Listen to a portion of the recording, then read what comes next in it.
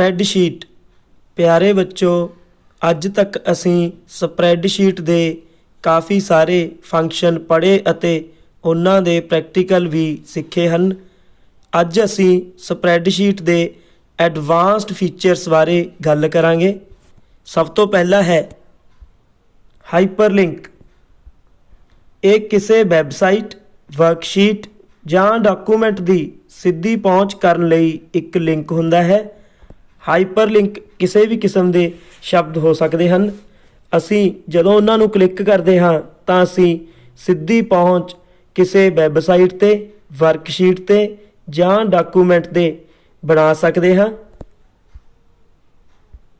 Spreadsheet ਵਿੱਚ ਹਾਈਪਰਲਿੰਕ ਦਾਖਲ ਕਰਨਾ। ਸਭ ਤੋਂ ਪਹਿਲਾਂ ਇੱਕ ਸਪਰੈਡਸ਼ੀਟ ਓਪਨ ਕਰੋ ਅਤੇ ਉਸ ਤੋਂ ਬਾਅਦ ਇੱਕ ਸੈੱਲ ਚੁਣੋ। ਜਿਸ ਤਰ੍ਹਾਂ ਕਿ ਇਸ ਪ੍ਰੈਕਟੀਕਲ ਦੇ ਵਿੱਚ C3 ਜੋ ਸੈੱਲ ਹੈ ਉਹ ਚੁਣਿਆ ਗਿਆ ਹੈ, ਜਿਸ ਵਿੱਚ ਅਸੀਂ ਹਾਈਪਰਲਿੰਕ ਦਾਖਲ ਕਰਨਾ ਚਾਹੁੰਦੇ ਹਾਂ। ਹੁਣ ਅਸੀਂ www.google.com ਟਾਈਪ ਕੀਤਾ ਕਿਉਂਕਿ ਅਸੀਂ ਇਸ ਵੈਬਸਾਈਟ ਦਾ ਹਾਈਪਰਲਿੰਕ ਬਣਾਉਣਾ ਚਾਹੁੰਦੇ ਹਾਂ। ਜਦੋਂ ਤੁਸੀਂ ਐਂਟਰ ਦਬਾਓਗੇ ਉਸ ਤੋਂ ਬਾਅਦ ਇਹ ਨੀਲੇ ਰੰਗ ਦੇ ਹੋ ਜਾਂਦੇ ਹਨ। ਹਾਈਪਰਲਿੰਕ ਸਾਡਾ ਬਣ ਚੁੱਕਿਆ ਹੈ। ਹੁਣ ਅਸੀਂ ਇਸ ਨੂੰ ਐਡਿਟ ਕਰਨਾ ਹੈ। ਇਸ ਦੇ ਲਈ ਇਨਸਰਟ ਟੈਬ ਓਪਨ ਕਰੋ ਅਤੇ ਉਸ ਦੇ ਵਿੱਚ ਲਿੰਕਸ ਵਾਲੇ ਗਰੁੱਪ ਦੇ ਵਿੱਚੋਂ ਹਾਈਪਰਲਿੰਕ ਨੂੰ ਚੁਣੋ। ਹੁਣ ਸਾਡੇ ਕੋਲ ਉੱਪਰ ਵਾਲਾ ਜੋ ਡਾਇਲਾਗ ਬਾਕਸ ਹੈ ਉਹ ਦਿਖਾਈ ਦੇਵੇਗਾ। ਅਸੀਂ ਦੇਖ ਸਕਦੇ ਹਾਂ ਕਿ ਟੈਕਸਟ ਟੂ ਡਿਸਪਲੇ ਦੇ ਵਿੱਚ ਜੋ ਅਸੀਂ ਵੈਬਸਾਈਟ ਦਾ ਐਡਰੈਸ ਭਰਿਆ ਹੈ ਉਹ ਸਾਨੂੰ ਦਿਖਾਈ ਦੇ ਰਿਹਾ ਹੈ। ਇਸ ਤਰ੍ਹਾਂ ਨੀਚੇ ਐਡਰੈਸ ਹੈ। ਨੀਚੇ ਵਾਲਾ ਐਡਰੈਸ ਓਰੀਜਨਲ ਹੁੰਦਾ ਹੈ ਜੋ ਕਿਸੇ ਵੈਬਸਾਈਟ ਨੂੰ ਦਰਸਾਉਂਦਾ ਹੈ ਅਤੇ ਉੱਪਰ ਵਾਲਾ ਜੋ ਟੈਕਸਟ ਟੂ ਡਿਸਪਲੇ ਹੈ ਅਸੀਂ ਉਸ ਨੂੰ ਬਦਲ ਵੀ ਸਕਦੇ ਹਾਂ, ਜਿਵੇਂ ਕਿ ਇਸ ਦੀ ਪਿਕਚਰ 2 ਦੇ ਵਿੱਚ ਦਿਖਾਇਆ ਗਿਆ ਹੈ। ਅਸੀਂ ਇਸ ਦੇ ਵਿੱਚ ਟੈਕਸਟ ਟੂ ਡਿਸਪਲੇ ਸਿਰਫ ਗੂਗਲ ਹੀ ਰੱਖਿਆ ਹੈ। ਅਸੀਂ ਇਸ ਨੂੰ ਐਡਿਟ ਕਰ ਸਕਦੇ ਹਾਂ। ਹੁਣ ਅਸੀਂ ਓਕੇ 'ਤੇ ਕਲਿੱਕ ਕਰਾਂਗੇ। ਅਸੀਂ ਦੇਖਾਂਗੇ ਕਿ ਸਾਡਾ ਜੋ ਹਾਈਪਰਲਿੰਕ ਹੈ ਉਸ ਦਾ ਨਾਮ ਚੇਂਜ ਹੋ ਕੇ ਸਿਰਫ ਗੂਗਲ ਹੀ ਰਹਿ ਗਿਆ ਹੈ।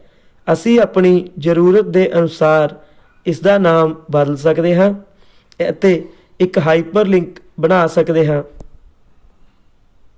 ਨੈਕਸਟ ਟੌਪਿਕ ਹੈ ਪਾਈਵਟ ਟੇਬਲ।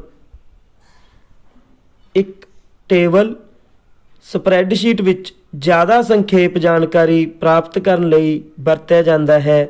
ਉਸ ਨੂੰ ਅਸੀਂ ਪਾਈਵਟ ਟੇਬਲ ਕਹਿੰਦੇ ਹਾਂ।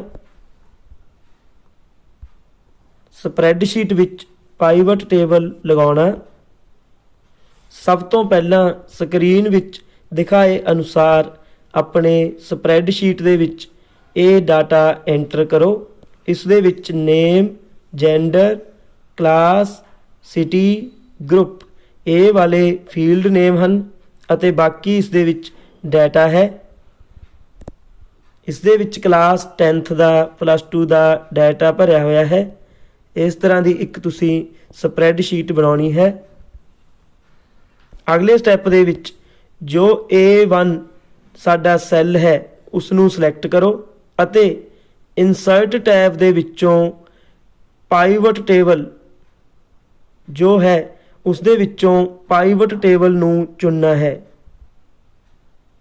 ਉਸ ਤੋਂ ਬਾਅਦ ਇੱਕ ਡਾਇਲਾਗ ਬਾਕਸ ਖੁੱਲ੍ਹਦਾ ਹੈ।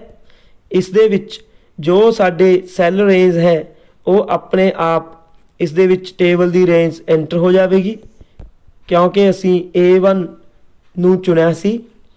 ਅਤੇ ਨੀਚੇ ਇੱਕ ਹੋਰ ਆਪਸ਼ਨ ਹੈ ਨਿਊ ਵਰਕਸ਼ੀਟ, ਐਗਜ਼ਿਸਟਿੰਗ ਵਰਕਸ਼ੀਟ। ਇਹ ਆਪਸ਼ਨ ਇਹ ਦਰਸਾਉਂਦੀ ਹੈ ਕਿ ਅਸੀਂ ਜੋ ਪਾਈਵਟ ਟੇਬਲ ਹੈ ਉਹ ਕਿੱਥੇ ਦਿਖਾਉਣਾ ਹੈ। ਇੱਕ ਨਵੀਂ ਵਰਕਸ਼ੀਟ ਵਿੱਚ ਵੀ ਦਿਖਾ ਸਕਦੇ ਹਾਂ ਜਾਂ ਫਿਰ ਅਸੀਂ ਜੋ ਖੁੱਲ੍ਹੀ ਹੋਈ ਵਰਕਸ਼ੀਟ ਹੈ ਇਸ ਦੇ ਵਿੱਚ ਵੀ ਦਿਖਾ ਸਕਦੇ ਹਾਂ। ਹੁਣ ਅਸੀਂ ਐਗਜ਼ਿਸਟਿੰਗ ਵਰਕਸ਼ੀਟ 'ਤੇ ਕਲਿੱਕ ਕੀਤਾ ਅਤੇ ਲੋਕੇਸ਼ਨ ਦੇ ਵਿੱਚ ਅਸੀਂ ਕੋਈ ਵੀ ਸੈੱਲ ਐਡਰੈਸ ਭਰ ਸਕਦੇ ਹਾਂ। ਯਾਦ ਰਹੇ ਇਸ ਵਿੱਚ ਸੈੱਲ ਐਡਰੈਸ ਉਹ ਭਰਨਾ ਹੈ ਜੋ ਸਾਡੇ ਟੇਬਲ ਦੇ ਵਿੱਚ ਸ਼ਾਮਿਲ ਨਾ ਹੋਵੇ, ਜਿਵੇਂ ਕਿ G2। ਉਸ ਤੋਂ ਬਾਅਦ ਓਕੇ ਤੇ ਕਲਿੱਕ ਕਰਾਂਗੇ। ਅਸੀਂ ਦੇਖਾਂਗੇ ਕਿ ਸਾਡੇ ਕੋਲ ਪਾਈਵਟ ਟੇਬਲ ਤਿਆਰ ਹੈ। ਇਸ ਦੇ ਵਿੱਚ ਸਾਡੇ ਕੋਲ ਵੱਖ-ਵੱਖ ਚੈੱਕ ਬਾਕਸ ਦਿਖਾਈ ਦੇਣਗੇ, ਭਾਵ ਜਿੰਨੇ ਵੀ ਸਾਡੇ ਫੀਲਡ ਨੇਮ ਹਨ ਉਹ ਸਾਰੇ ਚੈੱਕ ਬਾਕਸ ਦੇ ਰੂਪ ਵਿੱਚ ਦਿਖਾਈ ਦੇਣਗੇ। ਅਸੀਂ ਇਸ ਵਿੱਚੋਂ ਆਪਣੀ ਸੁਵਿਧਾ ਅਨੁਸਾਰ ਡਾਟਾ ਦਾ ਵਿਸ਼ਲੇਸ਼ਣ ਕਰਨ ਦੇ ਲਈ ਕੋਈ ਵੀ ਜੋ ਚੈੱਕ ਬਾਕਸ ਹੈ ਉਸ ਨੂੰ ਚੁਣ ਸਕਦੇ ਹਾਂ। ਜਿਸ ਤਰ੍ਹਾਂ ਕਿ ਅਸੀਂ ਪਹਿਲੀ ਪਿਕਚਰ ਦੇ ਵਿੱਚ ਨੇਮ ਤੇ ਕਲਿੱਕ ਕੀਤਾ, ਇਸ ਤਰ੍ਹਾਂ ਸਾਡੇ ਕੋਲ ਸਾਰੇ ਨੇਮ ਖੁੱਲ੍ਹ ਜਾਣਗੇ। ਉਸ ਤੋਂ ਬਾਅਦ ਅਸੀਂ ਸੈਕਿੰਡ ਪਿਕਚਰ ਦੇ ਵਿੱਚ ਜੈਂਡਰ ਤੇ ਕਲਿੱਕ ਕੀਤਾ। ਇਸ ਤਰ੍ਹਾਂ ਸਾਨੂੰ ਹਰ ਇੱਕ ਫਸਟ ਵਾਲੀ ਜੋ ਆਈਟਮ ਹੈ ਉਸ ਦੇ ਨਾਲ ਸੈਕਿੰਡ ਵਾਲੀ ਆਈਟਮ ਦਾ ਰਿਲੇਸ਼ਨ ਪਤਾ ਲੱਗ ਜਾਵੇਗਾ। ਇਸ ਤਰ੍ਹਾਂ ਅਸੀਂ ਪਾਈਵਟ ਟੇਬਲ ਦਾ ਯੂਜ਼ ਕਰ ਸਕਦੇ ਹਾਂ ਅਤੇ ਜਾਣਕਾਰੀ ਨੂੰ ਵਧੇਰੇ ਵਿਸਥਾਰ ਦੇ ਰੂਪ ਵਿੱਚ ਵੇਖ ਸਕਦੇ ਹਾਂ। ਨੈਕਸਟ ਟੌਪਿਕ ਹੈ ਪਾਈਵਟ ਚਾਰਟ। ਇੱਕ ਗੱਲ ਯਾਦ ਰਹੇ, ਸਭ ਤੋਂ ਪਹਿਲਾਂ ਸਾਨੂੰ ਪਾਈਵਟ ਟੇਬਲ ਬਣਾਉਣਾ ਪੈਂਦਾ ਹੈ ਅਤੇ ਉਸ ਤੋਂ ਬਾਅਦ ਹੀ ਪਾਈਵਟ ਚਾਰਟ ਬਣਦਾ ਹੈ। ਇੱਕ ਸੁਵਿਧਾ ਜਿਸ ਵਿੱਚ ਗੁੰਝਲਦਾਰ ਡਾਟਾ ਨੂੰ ਆਸਾਨੀ ਨਾਲ ਸਮਝਿਆ ਜਾਂਦਾ ਹੈ ਉਹ ਹੈ ਪਾਈਵਟ ਚਾਰਟ। ਸਪਰੈਡਸ਼ੀਟ ਵਿੱਚ ਪਾਈਵਟ ਚਾਰਟ ਦਾਖਲ ਕਰਨਾ। ਸਭ ਤੋਂ ਪਹਿਲਾਂ ਅਸੀਂ ਇਸ ਤਰ੍ਹਾਂ ਇੱਕ ਸਪਰੈਡਸ਼ੀਟ ਤਿਆਰ ਕੀਤੀ। ਉਸ ਦੇ ਵਿੱਚ ਅਸੀਂ ਇਸ ਤਰ੍ਹਾਂ ਦੇ ਜੋ ਡਾਟਾ ਹਨ ਉਸ ਦੀ ਐਂਟਰੀ ਕੀਤੀ। ਨੇਮ, ਸਾਇੰਸ, ਮੈਥਸ, ਇਸ ਵਿੱਚ ਬੱਚਿਆਂ ਦੇ ਨਾਮ ਹਨ। ਉਸ ਤੋਂ ਬਾਅਦ 2 ਸਬਜੈਕਟ ਹਨ, ਉਹਨਾਂ ਦੇ ਮਾਰਕਸ ਹਨ। ਇਸ ਤਰ੍ਹਾਂ ਅਸੀਂ ਤਿਆਰ ਕਰਨ ਤੋਂ ਬਾਅਦ ਜੋ ਆਪਣਾ ਕਰਸਰ ਹੈ ਉਸ ਨੂੰ ਪਹਿਲਾ ਜੋ A1 ਸੈੱਲ ਹੈ ਉਸ ਤੇ ਕਲਿੱਕ ਕਰਾਂਗੇ। ਅਗਲੇ ਸਟੈਪ ਦੇ ਵਿੱਚ ਅਸੀਂ ਇਨਸਰਟ ਟੈਬ ਨੂੰ ਖੋਲਾਂਗੇ ਅਤੇ ਉਸ ਵਿੱਚੋਂ ਟੇਬਲਸ ਦੇ ਵਿੱਚੋਂ ਪਾਈਵਟ ਟੇਬਲ ਨੂੰ ਚੁਣਾਂਗੇ, ਜਿਸ ਦੇ ਵਿੱਚ ਆਪਸ਼ਨ ਹੈ ਪਾਈਵਟ ਚਾਰਟ। ਇਸ ਤੇ ਕਲਿੱਕ ਕਰਾਂਗੇ। ਹੁਣ ਸਾਡੇ ਕੋਲ ਇੱਕ ਡਾਇਲਾਗ ਬਾਕਸ ਖੁੱਲ੍ਹਦਾ ਹੈ। ਸੈੱਲ ਰੇਂਜ ਜਾਂ ਟੇਬਲ ਰੇਂਜ ਅਸੀਂ ਪਹਿਲਾਂ ਤੋਂ ਹੀ ਸਿਲੈਕਟ ਕਰ ਚੁੱਕੇ ਹਾਂ, ਉਸ ਨੂੰ ਬਦਲਣ ਦੀ ਜ਼ਰੂਰਤ ਨਹੀਂ ਹੈ। ਹੁਣ ਨੀਚੇ ਵਾਲੀਆਂ ਆਪਸ਼ਨਸ ਪਹਿਲਾਂ ਵਾਂਗ ਸੇਮ ਹੀ ਹਨ ਕਿ ਅਸੀਂ ਜੋ ਪਾਈਵਟ ਚਾਰਟ ਹੈ ਉਹ ਕਿਸ ਸੈੱਲ ਦੇ ਵਿੱਚ ਬਣਾਉਣਾ ਚਾਹੁੰਦੇ ਹਾਂ। ਫਾਰ ਐਗਜ਼ਾਮਪਲ ਅਸੀਂ ਐਗਜ਼ਿਸਟਿੰਗ ਵਰਕਸ਼ੀਟ ਨੂੰ ਚੁਣਿਆ ਅਤੇ ਉਸ ਵਿੱਚ G4 ਨੂੰ ਦਾਖਲ ਕੀਤਾ। ਇਸ ਦੇ ਵਿੱਚ ਵੀ ਯਾਦ ਰੱਖਣਾ ਹੈ ਕਿ ਜੋ ਸੈੱਲ ਐਡਰੈਸ ਅਸੀਂ ਚੁਣਨਾ ਚਾਹਾਂਗੇ ਉਸ ਦੇ ਵਿੱਚ ਕੋਈ ਟੇਬਲ ਦਾ ਡਾਟਾ ਮੌਜੂਦ ਨਹੀਂ ਹੋਣਾ ਚਾਹੀਦਾ। ਫਿਰ ਓਕੇ ਤੇ ਕਲਿੱਕ ਕਰੋ। ਇਸ ਤਰ੍ਹਾਂ ਸਾਡੇ ਕੋਲ ਇੱਕ ਚਾਰਟ ਤਿਆਰ ਹੋ ਜਾਂਦਾ ਹੈ। ਇਹ ਸਾਡੀ ਸਕਰੀਨ ਤੇ ਚਾਰਟ ਹੈ। ਇਸ ਤਰ੍ਹਾਂ ਅਸੀਂ ਚਾਰਟ ਨੇਮ ਅਤੇ ਸਾਇੰਸ ਇਹਨਾਂ ਦੋਵਾਂ ਦਾ ਬਣਾਇਆ ਹੈ। ਅਸੀਂ ਆਪਣੀ ਸੁਵਿਧਾ ਦੇ ਅਨੁਸਾਰ ਜ਼ਿਆਦਾ ਡਾਟਾ ਦਾ ਵਿਸ਼ਲੇਸ਼ਣ ਕਰਨ ਦੇ ਲਈ ਹੋਰ ਵੀ ਜੋ ਚੈੱਕ ਬਾਕਸ ਹੈ ਉਸ ਨੂੰ ਕਲਿੱਕ ਕਰਕੇ ਚਾਰਟ ਦੇ ਰੂਪ ਵਿੱਚ ਡਾਟਾ ਨੂੰ ਵੇਖ ਸਕਦੇ ਹਾਂ।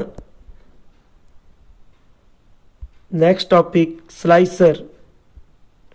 ਇੱਕ ਸਿੰਗਲ ਕਲਿੱਕ ਕੰਟਰੋਲ ਜਿਸ ਨਾਲ ਪਾਈਵਟ ਟੇਬਲ ਡਾਟਾ ਨੂੰ ਪ੍ਰਭਾਵਸ਼ਾਲੀ ਢੰਗ ਨਾਲ ਪੇਸ਼ ਕਰਨ ਲਈ ਵਰਤਿਆ ਜਾਂਦਾ ਹੈ। ਸਪਰੈਡਸ਼ੀਟ ਵਿੱਚ ਸਲਾਈਸਰ ਦੀ ਵਰਤੋਂ ਕਰਨੀ। ਸਭ ਤੋਂ ਪਹਿਲਾਂ ਸਾਨੂੰ ਇਸ ਤਰ੍ਹਾਂ ਇੱਕ ਪਾਈਵਟ ਟੇਬਲ ਬਣਾਉਣਾ ਪਵੇਗਾ। ਇਸ ਦੇ ਸਟੈਪ ਤੁਹਾਨੂੰ ਪਿਛਲੇ ਸੈਸ਼ਨ ਦੇ ਵਿੱਚ ਦੱਸ ਦਿੱਤੇ ਗਏ ਹਨ। ਹੁਣ ਅਸੀਂ ਕੀ ਕਰਨਾ ਹੈ, ਹੁਣ ਅਸੀਂ ਆਪਸ਼ਨਸ ਤੁਸੀਂ ਦੇਖ ਸਕਦੇ ਹੋ। ਆਪਸ਼ਨ ਦੇ ਵਿੱਚ ਇਨਸਰਟ ਸਲਾਈਸਰ ਹੈ, ਇਹ ਦੇਖ ਸਕਦੇ ਹੋ ਤੁਸੀਂ। ਇਸ ਨੂੰ ਜ਼ੂਮ ਕੀਤਾ ਗਿਆ ਹੈ। ਇਨਸਰਟ ਸਲਾਈਸਰ ਜੋ ਸੌਰਟ ਐਂਡ ਫਿਲਟਰ ਗਰੁੱਪ ਦੇ ਵਿੱਚ ਮੌਜੂਦ ਹੈ, ਉਸ ਤੇ ਅਸੀਂ ਕਲਿੱਕ ਕਰਾਂਗੇ। ਉਸ ਤੋਂ ਬਾਅਦ ਸਾਡੇ ਕੋਲ ਜਿੰਨੇ ਵੀ ਫੀਲਡ ਨੇਮ ਹਨ ਉਹਨਾਂ ਦੇ ਚੈੱਕ ਬਾਕਸ ਸਾਨੂੰ ਇੱਕ ਡਾਇਲਾਗ ਬਾਕਸ ਦੇ ਵਿੱਚ ਦਿਖਾਈ ਦੇਣਗੇ। ਅਸੀਂ ਹੁਣ ਜਿਸ ਦਾ ਵੀ ਸਲਾਈਸਰ ਵਾਲਾ ਰੂਪ ਦੇਖਣਾ ਚਾਹੁੰਦੇ ਹਾਂ ਅਸੀਂ ਉਸ ਦੇ ਹਿਸਾਬ ਨਾਲ ਇਸ ਦੇ ਵਿੱਚੋਂ ਜੋ ਫੀਲਡ ਹਨ ਉਹਨਾਂ ਨੂੰ ਚੁਣਾਂਗੇ।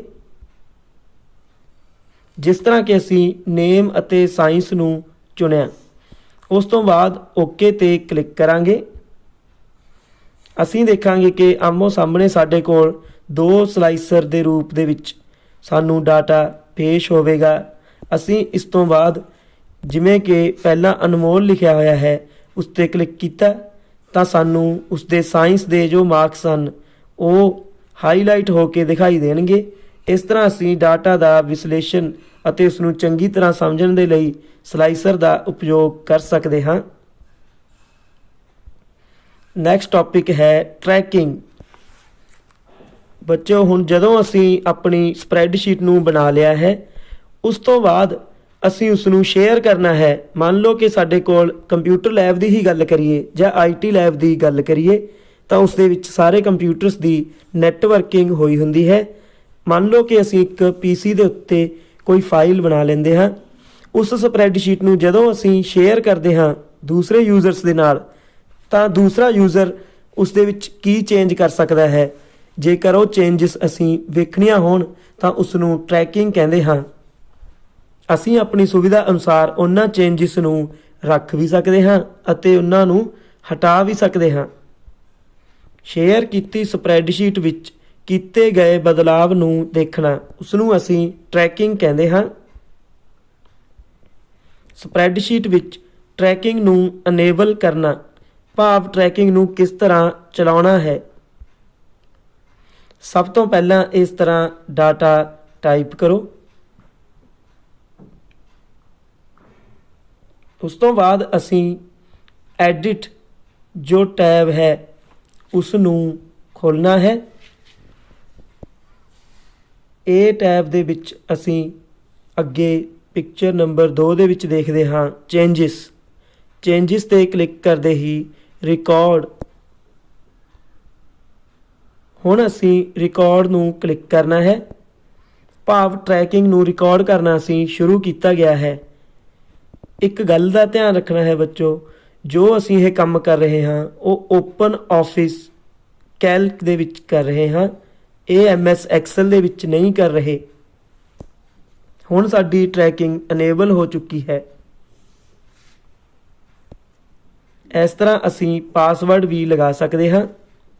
ਸਭ ਤੋਂ ਪਹਿਲਾਂ ਪ੍ਰੋਟੈਕਟ ਰਿਕਾਰਡਸ 'ਤੇ ਕਲਿੱਕ ਕੀਤਾ, ਉਸ ਤੋਂ ਬਾਅਦ ਪਾਸਵਰਡ ਲਗਾਓ ਅਤੇ ਉਸੇ ਪਾਸਵਰਡ ਨੂੰ ਦੁਬਾਰਾ ਕਨਫਰਮ ਕਰੋ। ਫਿਰ ਓਕੇ 'ਤੇ ਕਲਿੱਕ ਕੀਤਾ। ਇਸ ਤਰ੍ਹਾਂ ਅਸੀਂ ਓਕੇ 'ਤੇ ਕਲਿੱਕ ਕਰਨ ਤੋਂ ਬਾਅਦ ਜਦੋਂ ਸਪਰੈਡਸ਼ੀਟ ਨੂੰ ਕੋਈ ਵੀ ਵੇਖਦਾ ਹੈ ਅਤੇ ਉਸ ਦੇ ਵਿੱਚ ਚੇਂਜਸ ਕਰਦਾ ਹੈ, ਮੰਨ ਲਓ ਕਿ ਅਸੀਂ ਸਾਇੰਸ ਵਾਲੇ ਪਹਿਲੀ ਪਿਕਚਰ ਨੂੰ ਵੇਖਿਆ ਜਾਵੇ, ਜੋ ਇਸ ਦੇ ਵਿੱਚ ਸਾਇੰਸ ਦੇ ਮਾਰਕਸ ਹਨ ਉਸ ਦੇ ਵਿੱਚ 99 ਲਿਖਿਆ ਹੋਇਆ ਹੈ ਪਹਿਲਾਂ ਤੋਂ, ਅਤੇ ਦੂਸਰੇ ਯੂਜ਼ਰ ਕੋਲ ਜੋ ਪਿਕਚਰ 2 ਦਿਖਾਈ ਗਈ ਹੈ ਉਸਨੇ ਇਸ ਨੂੰ 100 ਦੇ ਨਾਲ ਬਦਲ ਦਿੱਤਾ ਹੈ। ਪਹਿਲਾਂ 99 ਸਨ, ਹੁਣ 100। ਉਸ ਤੋਂ ਬਾਅਦ ਉਸਨੇ ਉਸ ਨੂੰ ਸੇਵ ਕੀਤਾ। ਜਦੋਂ ਅਸੀਂ ਵੇਖਾਂਗੇ ਉਸ ਟਾਈਮ ਸਾਨੂੰ ਪਿਕਚਰ ਨੰਬਰ 3 ਦੇ ਵਿੱਚ ਜੋ 100 ਹੈ ਚੇਂਜ ਕੀਤਾ ਹੈ ਉਸ ਦਾ ਜੋ ਸੈੱਲ ਦਾ ਬਾਰਡਰ ਹੈ ਉਹ ਲਾਲ ਰੰਗ ਦਾ ਦਿਖਾਈ ਦੇਵੇਗਾ, ਭਾਵ ਕੋਈ ਚੇਂਜ ਕੀਤੀ ਗਈ ਹੈ, ਸਾਨੂੰ ਪਤਾ ਲੱਗ ਜਾਵੇਗਾ। ਸਪਰੈਡਸ਼ੀਟ ਵਿੱਚ ਹੋਰ ਯੂਜ਼ਰਾਂ ਦੁਆਰਾ ਕੀਤੇ ਗਏ ਬਦਲਾਵ ਜਾਂ ਬਦਲਾਵਾਂ ਨੂੰ ਸਵੀਕਾਰ ਜਾਂ ਅਸਵੀਕਾਰ ਕਰਨਾ। ਹੁਣ ਇਸ ਦੇ ਵਿੱਚ ਕੀ ਹੈ, ਅਸੀਂ ਇਸ ਤੋਂ ਪਹਿਲੇ ਸੈਸ਼ਨ ਦੇ ਵਿੱਚ ਇਹ ਪ੍ਰੈਕਟੀਕਲ ਕੀਤਾ ਹੈ ਕਿ ਬਦਲਾਵ ਨੂੰ ਸਿਰਫ ਦੇਖਣਾ ਕਿਵੇਂ ਹੈ, ਸਾਨੂੰ ਉਸ ਦਾ ਪਤਾ ਲੱਗ ਜਾਵੇਗਾ। ਹੁਣ ਅਸੀਂ ਆਪਣੀ ਸੁਵਿਧਾ ਦੇ ਅਨੁਸਾਰ ਉਸ ਬਦਲਾਵ ਨੂੰ ਰੱਖ ਵੀ ਸਕਦੇ ਹਾਂ ਅਤੇ ਉਸ ਨੂੰ ਅਸਵੀਕਾਰ ਵੀ ਕਰ ਸਕਦੇ ਹਾਂ। ਹੁਣ ਅਸੈਪਟ ਜਾਂ ਰਿਜੈਕਟ ਕਰਨ ਦੇ ਲਈ ਅਸੀਂ ਕੀ ਕਰਾਂਗੇ, ਸਭ ਤੋਂ ਪਹਿਲਾਂ ਐਡਿਟ ਟੈਬ ਨੂੰ ਖੋਲ੍ਹੋ ਅਤੇ ਉਸ ਦੇ ਵਿੱਚ ਟਰੈਕ ਚੇਂਜਿਸ ਆਪਸ਼ਨ ਹੈ ਜੋ ਇਸ ਨੂੰ ਚੁਣੋ ਅਤੇ ਉਸ ਦੇ ਵਿੱਚ ਅੱਗੇ ਪ੍ਰੋਟੈਕਟ 'ਤੇ ਕਲਿੱਕ ਕੀਤਾ। ਹੁਣ ਅਸੀਂ ਪਹਿਲਾਂ ਵਾਲਾ ਪਾਸਵਰਡ ਲਗਾ ਕੇ ਇਸ ਨੂੰ ਅਨਪ੍ਰੋਟੈਕਟ ਕਰ ਸਕਦੇ ਹਾਂ, ਭਾਵ ਜੋ ਡਾਟਾ ਹੈ ਉਸ 'ਤੇ ਪਾਸਵਰਡ ਲੱਗਿਆ ਹੋਇਆ ਸੀ ਉਸ ਨੂੰ ਅਸੀਂ ਪਾਸਵਰਡ ਦੁਬਾਰਾ ਲਗਾ ਕੇ ਖੋਲ੍ਹਣਾ ਹੈ। ਉਸ ਤੋਂ ਬਾਅਦ ਅਸੀਂ ਦੁਬਾਰਾ ਟਰੈਕ ਚੇਂਜਿਸ ਖੋਲਾਂਗੇ, ਉਸ ਦੇ ਵਿੱਚ ਮੈਨੇਜ ਦੇ ਵਿੱਚ ਜਾਵਾਂਗੇ। ਅਸੀਂ ਇਸ ਨੂੰ ਧਿਆਨ ਨਾਲ ਵੇਖੋ ਜਰਾ, ਸਭ ਤੋਂ ਪਹਿਲਾਂ ਐਡਿਟ ਟੈਬ ਹੈ, ਫਿਰ ਉਸ ਦੇ ਵਿੱਚ ਨੀਚੇ ਟਰੈਕ ਚੇਂਜਸ ਅਤੇ ਉਸ ਦੇ ਸਬ ਮੈਨੂ ਦੇ ਵਿੱਚੋਂ ਮੈਨੇਜ 'ਤੇ ਕਲਿੱਕ ਕਰਾਂਗੇ। ਇਸ ਤਰ੍ਹਾਂ ਅਸੀਂ 1 ਤੋਂ 2 ਡਰੋਪ ਡਾਊਨ ਖੋਲ੍ਹੇ ਹਨ। ਹੁਣ ਸਾਡੇ ਕੋਲ ਇਸ ਤਰ੍ਹਾਂ ਦਾ ਇੱਕ ਡਾਇਲਾਗ ਬਾਕਸ ਦਿਖਾਈ ਦਿੰਦਾ ਹੈ, ਜਿਸ ਵਿੱਚ ਜੋ ਚੇਂਜ ਕੀਤੀ ਗਈ ਹੈ ਉਹ ਕਿਹੜੇ ਸੈੱਲ ਵਿੱਚ ਕੀਤੀ ਗਈ ਹੈ ਉਹ ਤੁਸੀਂ ਉੱਪਰ ਪੋਜੀਸ਼ਨ ਦੇ ਵਿੱਚ ਦੇਖ ਸਕਦੇ ਹੋ। ਐਕਸ਼ਨ ਕੀ ਕੀਤਾ ਗਿਆ ਹੈ, ਚੇਂਜਡ ਕੰਟੈਂਟਸ, ਇਸ ਦਾ ਮਤਲਬ ਕੋਈ ਕੰਟੈਂਟ ਚੇਂਜ ਕੀਤੇ ਗਏ ਹਨ। ਉਸ ਤੋਂ ਬਾਅਦ ਉਸ ਦੀ ਪੋਜੀਸ਼ਨ ਹੈ, ਜਗ੍ਹਾ ਦੱਸੀ ਗਈ ਹੈ, ਐਡਰੈਸ ਹੈ। ਉਸ ਤੋਂ ਬਾਅਦ ਡੇਟ, ਕਿਸ ਡੇਟ ਨੂੰ ਕਿਸ ਸਮੇਂ 'ਤੇ ਬਦਲਾਵ ਕੀਤੇ ਗਏ ਹਨ। ਅਤੇ ਉਸ ਤੋਂ ਬਾਅਦ ਹੈ ਕਮੈਂਟ। ਕਮੈਂਟ ਦੇ ਵਿੱਚ ਸਾਨੂੰ ਇਹ ਵੀ ਪਤਾ ਲੱਗ ਜਾਵੇਗਾ ਕਿ ਅਸੀਂ ਕੀ ਚੇਂਜ ਕੀਤਾ ਹੈ। ਇਸ ਦੇ ਸਾਫ਼-ਸਾਫ਼ ਲਿਖਿਆ ਹੈ ਕਿ 99 ਤੋਂ 100 ਕੀਤੇ ਗਏ ਹਨ, ਜੋ ਸੈੱਲ B2 ਦੇ ਕੰਟੈਂਟਸ ਹਨ। ਹੁਣ ਨੀਚੇ ਆਪਸ਼ਨਸ ਹਨ, ਅਸੈਪਟ ਆਲ, ਰਿਜੈਕਟ, ਕਲੀਅਰ ਫਾਰਮੈਟਿੰਗ, ਰਿਜੈਕਟ ਆਲ ਤੇ ਕਲੋਜ਼। ਇਸ ਤਰ੍ਹਾਂ ਤੁਸੀਂ ਦੇਖ ਸਕਦੇ ਹੋ। ਇਸ ਤਰ੍ਹਾਂ ਅਸੀਂ ਅਸੈਪਟ ਜਾਂ ਰਿਜੈਕਟ ਕਰ ਸਕਦੇ ਹਾਂ, ਭਾਵ ਜੋ ਸਾਡੇ ਬਦਲਾਵ ਕੀਤੇ ਗਏ ਹਨ ਜੇਕਰ ਉਹਨਾਂ ਨੂੰ ਰੱਖਣਾ ਹੈ ਫਿਰ ਅਸੈਪਟ ਕਰੋ, ਜੇਕਰ ਨਹੀਂ ਰੱਖਣਾ ਤਾਂ ਉਸ ਨੂੰ ਰਿਜੈਕਟ ਕਰੋ। ਸਪਰੈਡਸ਼ੀਟ ਨੂੰ ਸੁਰੱਖਿਅਤ ਕਰਨਾ ਜਾਂ ਪ੍ਰੋਟੈਕਟ ਕਰਨਾ। ਸਭ ਤੋਂ ਪਹਿਲਾਂ ਡਾਟਾ ਟਾਈਪ ਕਰਾਂਗੇ ਜਿਸ ਅਸੀਂ ਸਪਰੈਡਸ਼ੀਟ ਨੂੰ ਸੁਰੱਖਿਅਤ ਰੱਖਣਾ ਹੈ। ਉਸ ਤੋਂ ਬਾਅਦ ਅਸੀਂ ਟੂਲਸ ਟੈਬ ਨੂੰ ਓਪਨ ਕੀਤਾ, ਜਿਸ ਦੇ ਡਰੋਪ ਡਾਊਨ ਦੇ ਵਿੱਚੋਂ ਅਸੀਂ ਪ੍ਰੋਟੈਕਟ ਸ਼ੀਟ ਨੂੰ ਚੁਣਾਂਗੇ। ਹੁਣ ਸਾਡੇ ਕੋਲ ਇੱਕ ਡਾਇਲਾਗ ਬਾਕਸ ਖੁੱਲ੍ਹਦਾ ਹੈ, ਜਿਸ ਦੇ ਵਿੱਚ ਪਾਸਵਰਡ ਅਤੇ ਕਨਫਰਮ ਇਹ 2 ਆਪਸ਼ਨਸ ਹਨ। ਅਸੀਂ ਦੋਵਾਂ ਦੇ ਵਿੱਚ ਇੱਕ ਨਾਲ ਦਾ ਹੀ ਪਾਸਵਰਡ ਭਰਨਾ ਹੈ ਅਤੇ ਨੀਚੇ ਅਸੀਂ ਇਸ ਦੀਆਂ ਆਪਸ਼ਨਸ ਦੇਖ ਸਕਦੇ ਹਾਂ ਜੋ ਅਸੀਂ ਦੂਜੇ ਯੂਜ਼ਰਸ ਨੂੰ ਅਲਾਓ ਕਰਨੀਆਂ ਹਨ, ਜਿਵੇਂ ਕਿ ਸਿਲੈਕਟ ਪ੍ਰੋਟੈਕਟਿਡ ਸੈੱਲਸ, ਉਸ 'ਤੇ ਕਲਿੱਕ ਕੀਤਾ ਗਿਆ ਹੈ। ਅਸੀਂ ਇਸ ਦੇ ਵਿੱਚ ਟਿਕ ਕਰਕੇ ਅਲਾਓ ਕਰ ਸਕਦੇ ਹਾਂ ਦੂਸਰੇ ਯੂਜ਼ਰਸ ਨੂੰ ਕਿ ਉਹ ਕੀ ਐਕਸ਼ਨ ਕਰ ਸਕਦੇ ਹਨ। ਅੰਤ ਦੇ ਵਿੱਚ ਓਕੇ ਦਬਾਵਾਂਗੇ। ਇਸ ਤਰ੍ਹਾਂ ਸਾਡੀ ਸ਼ੀਟ ਪ੍ਰੋਟੈਕਟ ਹੋ ਜਾਂਦੀ ਹੈ। ਜੇਕਰ ਅਸੀਂ ਉਸ ਨੂੰ ਦੁਬਾਰਾ ਦੇਖਣਾ ਹੋਵੇ ਫਿਰ ਵੀ ਅਸੀਂ ਦੁਬਾਰਾ ਟੂਲਸ ਟੈਬ ਦੇ ਵਿੱਚੋਂ ਡਰੋਪ ਡਾਊਨ ਦੇ ਵਿੱਚੋਂ ਪ੍ਰੋਟੈਕਟ ਸ਼ੀਟ ਹੀ ਖੋਲਾਂਗੇ ਅਤੇ ਦੁਬਾਰਾ ਪਾਸਵਰਡ ਫਿਲ ਕਰਾਂਗੇ ਤੇ ਓਕੇ 'ਤੇ ਕਲਿੱਕ ਕਰਾਂਗੇ। ਹੁਣ ਅਸੀਂ ਸ਼ੀਟ 'ਤੇ ਦੁਬਾਰਾ ਮੁੜ ਪਹੁੰਚ ਬਣਾ ਸਕਦੇ ਹਾਂ। ਨੈਕਸਟ ਟੌਪਿਕ ਹੈ ਸੈੱਲ ਵਿੱਚ ਕਮੈਂਟ ਸ਼ਾਮਿਲ ਕਰਨਾ। ਹੁਣ ਅਸੀਂ ਇੱਕ ਟੇਬਲ ਬਣਾਇਆ ਹੈ, ਜਿਸ ਦੇ ਵਿੱਚ ਅਸੀਂ ਮੰਨ ਲਓ ਜੋ ਮੈਥਸ ਵਾਲਾ ਕਾਲਮ ਹੈ C ਕਾਲਮ, ਉਸ ਦਾ ਸੈੱਲ ਹੈ ਜੋ C2, ਜਿਸ ਦੇ ਵਿੱਚ 100 ਲਿਖਿਆ ਹੋਇਆ ਹੈ, ਉਸ ਨੂੰ ਅਸੀਂ ਕਮੈਂਟ ਦੇਣਾ ਚਾਹੁੰਦੇ ਹਾਂ, ਭਾਵ ਉਸ ਦੇ ਨਾਲ ਕੋਈ ਕੁਝ ਲਿਖਣਾ ਚਾਹੁੰਦੇ ਹਾਂ। ਉਹ ਕਿਸ ਤਰ੍ਹਾਂ ਲਿਖਿਆ ਜਾਵੇਗਾ? ਸਭ ਤੋਂ ਪਹਿਲਾਂ ਇਨਸਰਟ ਟੈਬ ਖੋਲਾਂਗੇ। ਇਨਸਰਟ ਭਾਵ ਕੁਝ ਵੀ ਜੋੜਨਾ ਹੋਵੇ, ਉਸ ਦੇ ਵਿੱਚੋਂ ਅਸੀਂ ਕਮੈਂਟ ਨੂੰ ਚੁਣਾਂਗੇ ਜਾਂ ਫਿਰ ਅਸੀਂ ਇੱਕ ਸ਼ਾਰਟਕਟ ਕੀ ਦੀ ਵਰਤੋਂ ਕਰ ਸਕਦੇ ਹਾਂ, ਕੰਟਰੋਲ ਆਲਟ ਤੇ C।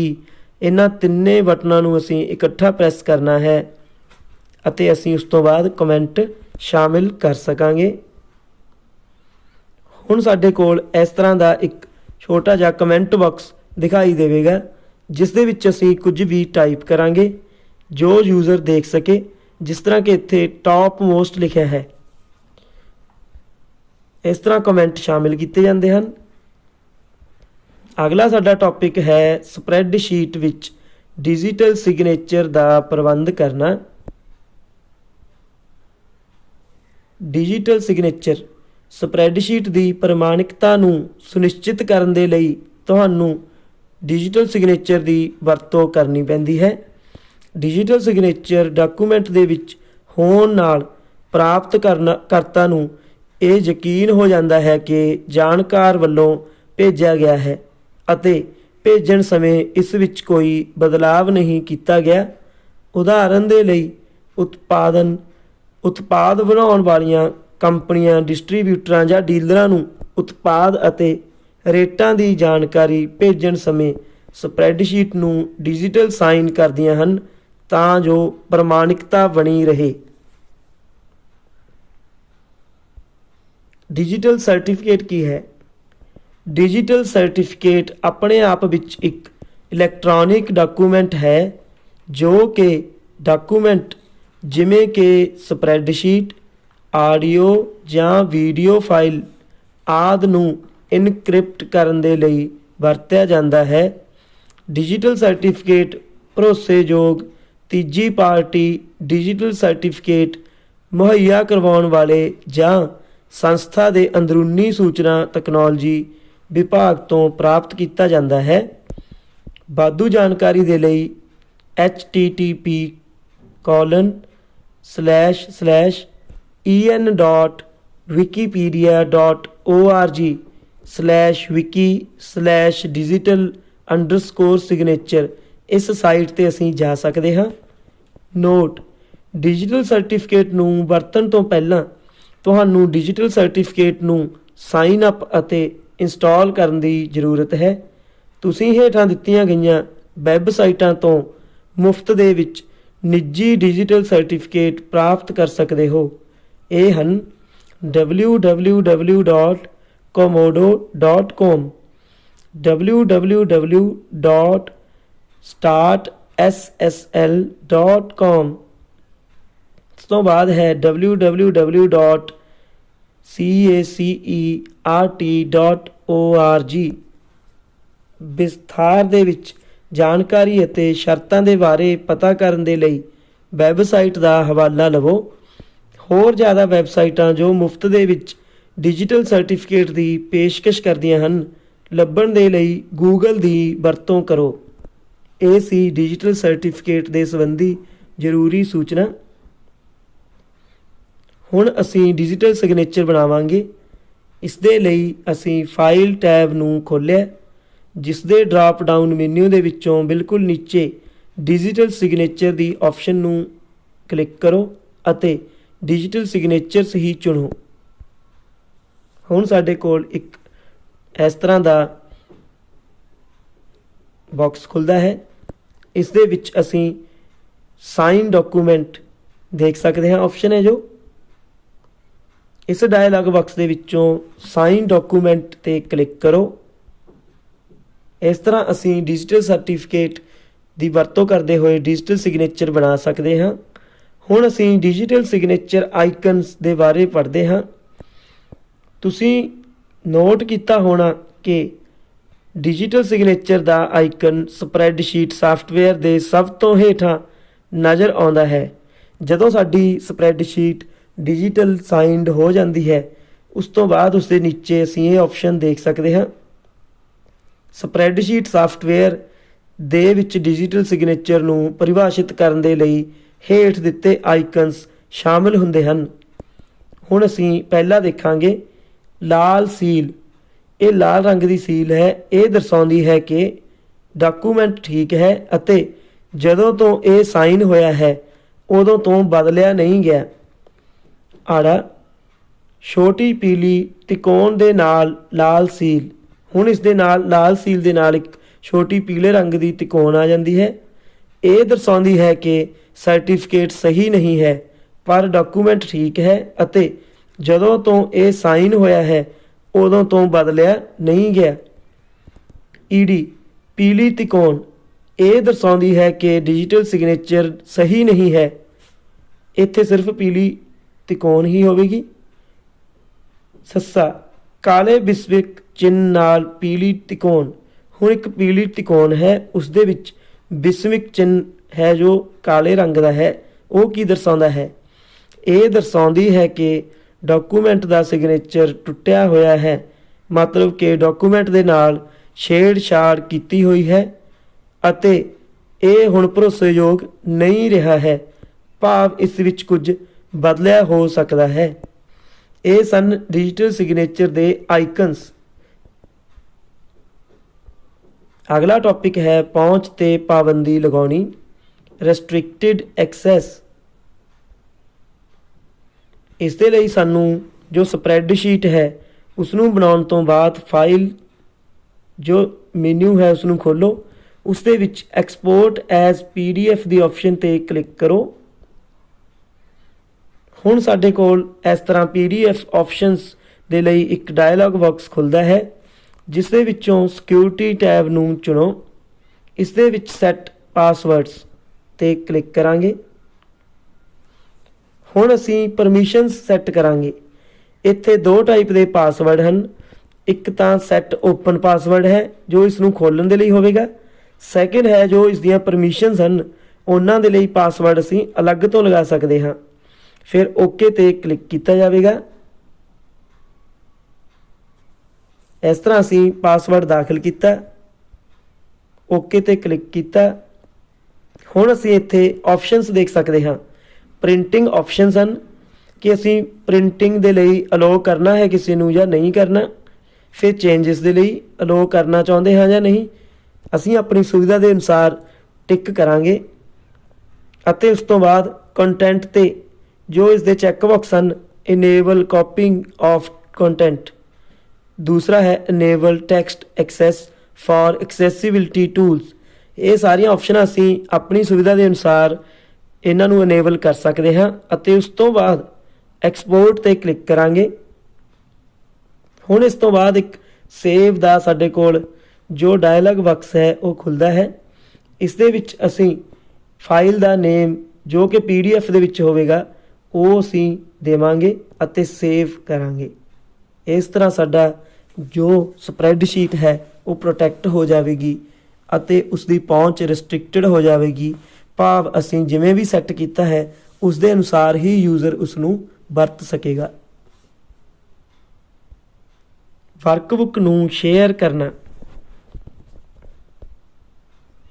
ਸਭ ਤੋਂ ਪਹਿਲਾਂ ਅਸੀਂ ਜੋ ਸਾਡੀ ਵਰਕਬੁੱਕ ਹੈ ਜਿੱਥੇ ਵੀ ਉਹ ਪਈ ਹੈ, ਮੰਨ ਲਓ ਕਿ ਇਹ ਡੈਸਕਟਾਪ ਤੇ ਪਈ ਹੈ, ਇਸ ਤੇ ਰਾਈਟ ਕਲਿੱਕ ਕਰਾਂਗੇ ਅਤੇ ਇਸ ਦੀਆਂ ਪ੍ਰੋਪਰਟੀਜ਼ ਜੋ ਬਿਲਕੁਲ ਨੀਚੇ ਦੇਖ ਰਹੇ ਹਾਂ ਅਸੀਂ ਉਸ ਤੇ ਕਲਿੱਕ ਕਰਾਂਗੇ। ਇਹਨਾਂ ਪ੍ਰੋਪਰਟੀਜ਼ ਦੇ ਵਿੱਚੋਂ ਸਿਕਿਉਰਿਟੀ ਟੈਬ ਨੂੰ ਚੁਣੋ। ਹੁਣ ਸਾਡੇ ਕੋਲ ਯੂਜ਼ਰਸ ਹਨ ਜੋ ਉਹ ਇਸ ਗਰੁੱਪ ਜਾਂ ਯੂਜ਼ਰ ਵਾਲੇ ਨੇਮਸ ਦੇ ਵਿੱਚ ਅਸੀਂ ਵੇਖ ਸਕਦੇ ਹਾਂ। ਅਸੀਂ ਇਹਨਾਂ ਨੂੰ ਐਡਿਟ ਕਰਾਂਗੇ। ਇਹਨਾਂ ਨੂੰ ਐਡਿਟ ਕਰਨ ਦੇ ਲਈ ਨੀਚੇ ਦਿੱਤੇ ਐਡਿਟ ਤੇ ਕਲਿੱਕ ਕਰੋ। ਉਸ ਤੋਂ ਬਾਅਦ ਇਸ ਤਰ੍ਹਾਂ ਦਾ ਸਾਡੇ ਕੋਲ ਆਪਸ਼ਨਸ ਓਪਨ ਹੋ ਜਾਣਗੀਆਂ, ਜਿਸ ਦੇ ਵਿੱਚ ਅਸੀਂ ਅਲੱਗ-ਅਲੱਗ ਯੂਜ਼ਰ ਦੇ ਲਈ ਅਲੱਗ-ਅਲੱਗ ਕੰਟਰੋਲ ਸੈੱਟ ਕਰ ਸਕਦੇ ਹਾਂ। ਜਿਸ ਤਰ੍ਹਾਂ ਕਿ ਅਸੀਂ ਫੁੱਲ ਕੰਟਰੋਲ ਉਸ ਨੂੰ ਡਿਨਾਈ ਕਰਨਾ ਹੈ ਤਾਂ ਅਸੀਂ ਇਸ ਦੇ ਚੈੱਕ ਬਾਕਸ ਨੂੰ ਕਲਿੱਕ ਕਰਾਂਗੇ। ਫਿਰ ਉਹ ਕੰਟਰੋਲ ਉਸ ਦੇ ਨਹੀਂ ਰਹਿਣਗੇ। Modify, read and execute, read, right, ਇਸ ਤਰ੍ਹਾਂ ਇਸ ਦੀਆਂ ਹੋਰ ਵੀ ਆਪਸ਼ਨਸ ਹਨ। ਅਸੀਂ ਇਹਨਾਂ ਨੂੰ ਆਪਣੀ ਜ਼ਰੂਰਤ ਦੇ ਅਨੁਸਾਰ ਕਲਿੱਕ ਕਰ ਸਕਦੇ ਹਾਂ ਅਤੇ ਉਸ ਤੋਂ ਬਾਅਦ ਓਕੇ ਕਰਾਂਗੇ। ਇਸ ਤਰ੍ਹਾਂ ਅਸੀਂ ਦੂਜਿਆਂ ਨੂੰ ਕੰਟਰੋਲ ਦੇ ਸਕਦੇ ਹਾਂ। Thanks for